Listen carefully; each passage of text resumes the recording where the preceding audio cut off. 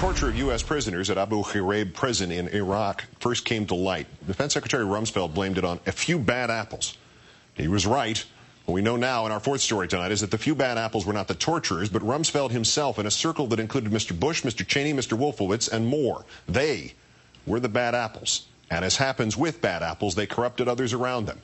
Brigadier General Janice Karpinski ran the U.S. prisons in Iraq after the invasion. Demoted after the Abu Ghraib scandal, she said the torture carried out there was not a few soldiers disobeying orders, but many soldiers obeying orders, orders issued ultimately by Secretary Rumsfeld, who approved torture techniques for Gitmo in Afghanistan.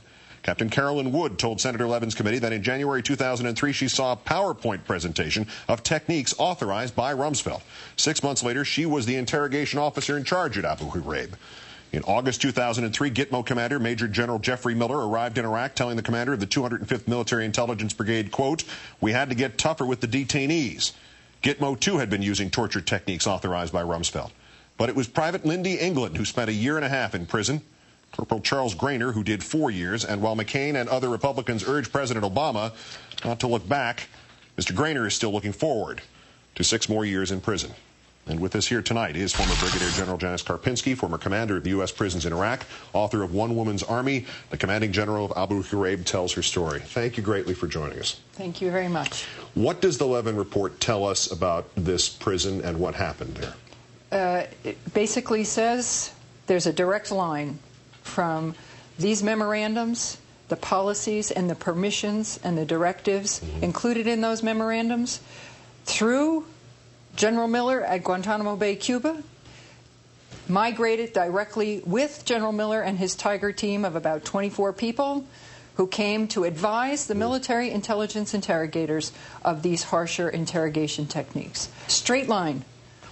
Regardless of whether Rumsfeld authorized this with memos or with a nudge and a wink, however he did it, what should U.S. troops have done, do you suppose? Should they have disobeyed orders? Should they have been conscientious objectors in this situation? What situation were they faced with, and what was the correct course? Well, I had the opportunity over the last couple of months to, for the first time, to see and to meet some of the soldiers that were the so-called 7 bad apples. And to a soldier, independently, because they were not sitting in a group, they said that these contractors were giving them the orders when a soldier, a sergeant as a matter of fact, said he went to his chain of command. He went to his first sergeant. He went to the company commander and said, "Look, I don't like what's going on over there." And they said, "Look, the military intelligence is making the rules out here. You do what they're telling you to do." And he said he spent one more night over there, and then he went back to the company commander and he said, "No, I'm not. You move me." And they did move him. But he was convicted along the same lines of the other group, the rest of them in that group. Well, that brings us to Lindy England and Charles Grainer. They're doing time.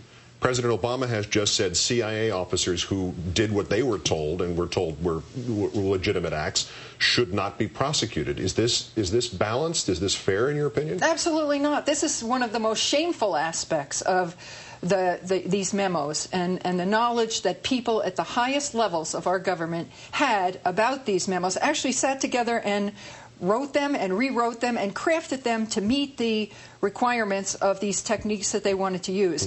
They were well aware, these people, Rumsfeld, Sanchez, all of them were well aware of these policies and these memorandums while these soldiers were being accused 5 years ago. And if it was okay, Mr. Former Vice President, if you're saying that this was necessary today and that it produced good intelligence, where were you 5 years ago stepping up to the plate and saying, "Hold on, we can't discuss this because this is classified information, but these soldiers did not design these techniques"? Where were all of those heroes then to step up to the plate and to defend these soldiers and to defend me? These were soldiers that were serving in a combat zone, that were good Americans and remained good Americans, that were so unfairly blamed. 5 years this month to get these memos released, declassified and released, and people still trying to say that what happened at Abu Ghraib was different than what these memorandums were directing? No, it was not. Where do we go from here? I would think your perspective is unique, and maybe you should get 2 votes on this if we were putting it to a plebiscite. Where do we go from here in terms of investigating this, in terms of prosecuting what these people in the higher echelons of the Bush administration did? Is it contrary to morale in the Army, in the military? Is it contrary to the morale of the country? Where do we go? It causes confusion. It causes confusion in the military and outside of the military. It causes confusion around the world, quite frankly, because people did hold the United States of America to a higher standard, and we exemplified a higher standard.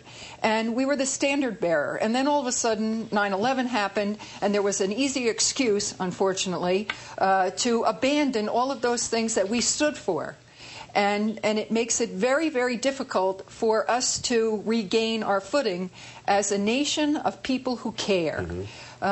I have said and continue to say that if this becomes a political issue, shame on the administration or shame on the Senate and the House for allowing it to happen, because this needs to be certainly an investigation or an inquiry independent of any political affiliation at all. And because the coalition force in Iraq was an international coalition, there should be members from each one of those member nations sitting on that independent council representing the international perspective on these violations. A tribune of the willing. Janice Karpinski, former Brigadier General in charge of Abu Ghraib. Thank you for your time. Thank you for your service to the country, and especially in the last few years. Thank you for tolerating what has gone on around you. Thank you very much. Thank you kindly. It's a privilege to serve.